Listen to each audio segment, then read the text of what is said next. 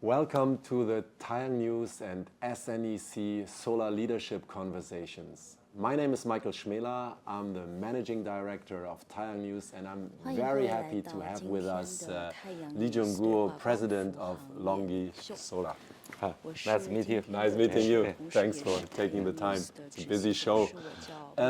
Just a quick overview from you on the market dynamics. So the market numbers for the first month were very promising. So China installed almost 50 gigawatts in the first 4 months, and we also hear very good news from many other markets around the world. Analysts believe that the market could grow to around 350 gigawatts from 250 gigawatts last year, but we don't know. I think it always feels that every month the numbers are getting higher. So what are your expectations for the solar market this year? 真的是，在过去2年呢，这个市场的一个成长的一个速度是超乎大家预期的。我认为它是有几个原因。第一个原因呢是，这个在过去碳中和的共识的一个推动下面。 Okay, I think first of all, in the past 2 years, the growth in this market definitely went beyond our expectation, and I believe carbon neutrality was one of the strong drivers behind global markets for that, especially in 2022, when India was about to release their tariff policy in Q1. Many clients in India were rushed to buy a lot of modules before the policy was issued, and also in Q2 we had the conflict between Russia and Ukraine, and a lot of European clients wanted to get more before that. So there was a lot of need in 2022 beyond people's expectations, leading to a shortage for supply chains and driving the costs of the monocrystal silicons. But the needs for China last year was kind of suppressed because of the rising module prices. But this year, the need started to be released. That's why we saw a huge surge in the first 4 months for the installed capacity. And especially a lot of power stations started to resume work this year. In generally, I think we're quite pessimistic about this year's turnover in total.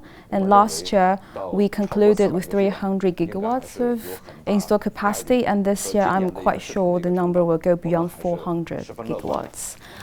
But beyond 2023, I mean, after this year, the markets will continue to grow globally, but the speed will tend to slow down. Of course, driven by carbon neutrality and energy sector transformation is still going on.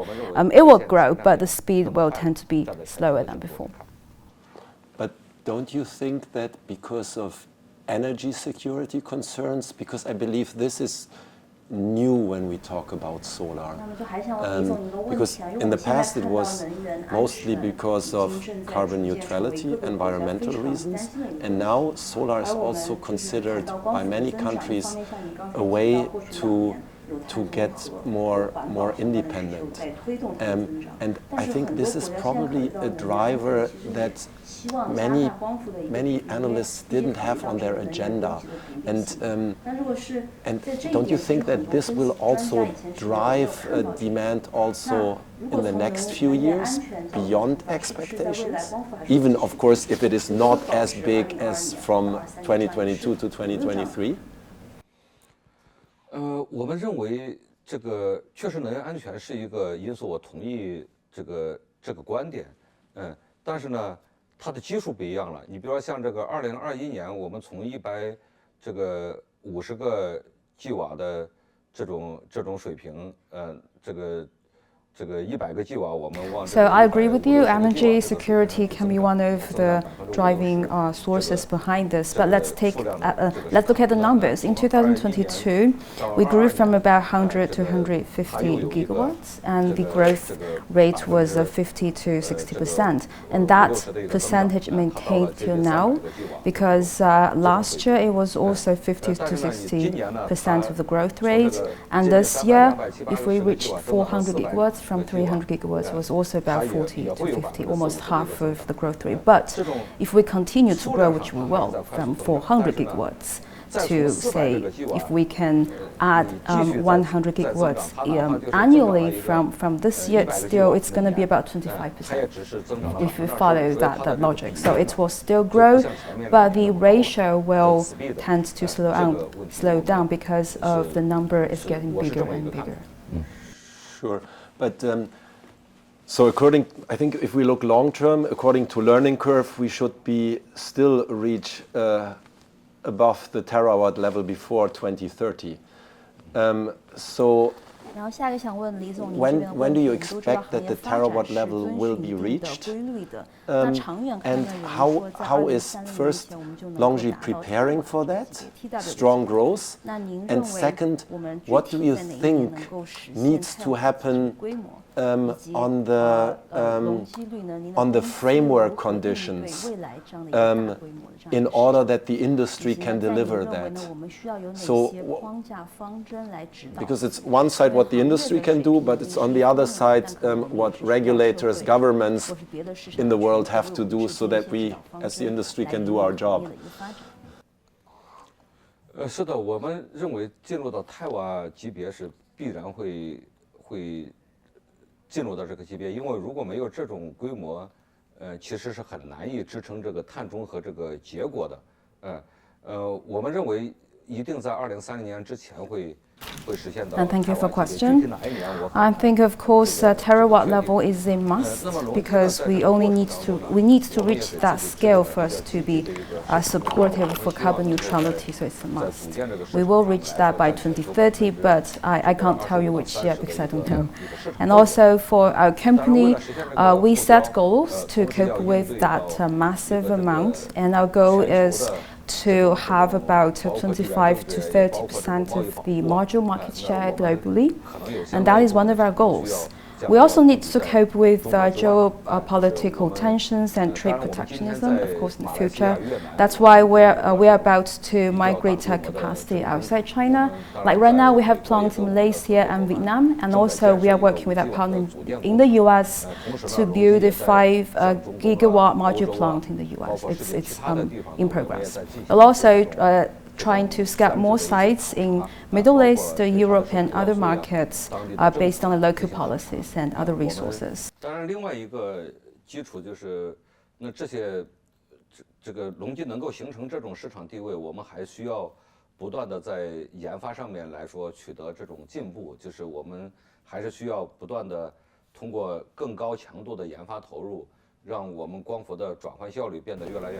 also another thing I want to mention is in order for our company LONGi to maintain our market edge, we'll also need to continue investing in R&D to further improve the cell conversion rate and also to drive down the costs. We want people to use clean energy at minimal costs. That is also one of our missions and responsibilities. So with technologies and with innovation, I believe we're able to realize our goals and also to fulfill our overseas strategy. Maybe one final question. Some people might not know, and I was also surprised when I read about that LONGi is the largest producer of electrolyzers in the world these days. So that means you started as a solar company, you started in wafers originally, became vertically integrated. So how will LONGi look in 5 years as a company? Solar is as a technology also changing. We are in the center of this whole energy universe. Solar will be the most important energy provider, and we're also very important for electrifying heat, solar and heat pumps, solar and batteries. So what does that mean for LONGi as an original solar company? 如果说5年的时间来讲的话，隆基当然还是在光伏行业里面，光伏仍然是隆基这个最主要的一个业务，而且未来5年我们也相信光伏还是有快速的一个成长在这个里面。